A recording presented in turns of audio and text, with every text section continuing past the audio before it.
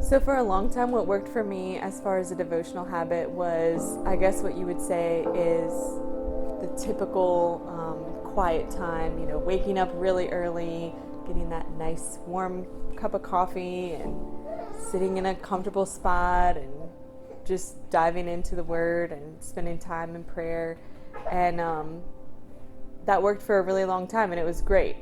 But as time went on and life got a little bit crazier, and the more kids we added and the less sleep I was getting at night, the more difficult it was to wake up that extra early time and to really enjoy that time and savor it, because I was really just missing being asleep. And so I started just trying to weave that time throughout my day more, instead of having that quiet time early in the morning. And what really inspired me to do that was I was listening to a podcast one day, and the host said this quote that stuck with me, that quiet time doesn't always have to be quiet.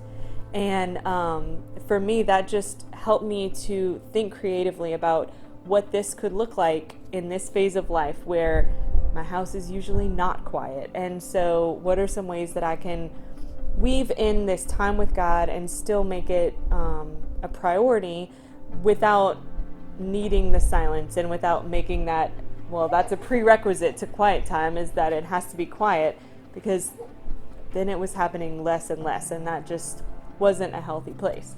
So what's worked for me right now in this season is I am up a lot in the middle of the night and early in the morning holding a baby. And so just using the Bible app and being able to scroll through that on my phone, and instead of scrolling Pinterest or Facebook, it's a lot better to just pick a plan and scroll through that, read through a plan.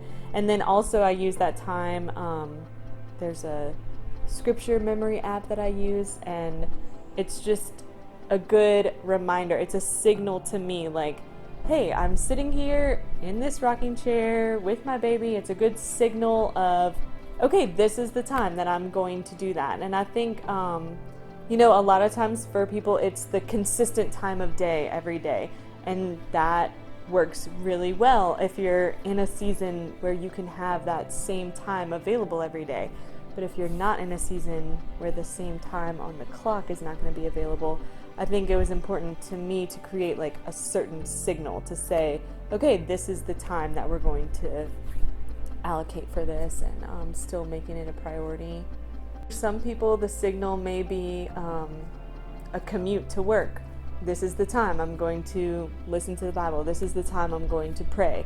For some people, the signal might be right before bedtime. That works for a lot of people, like as part of their evening routine.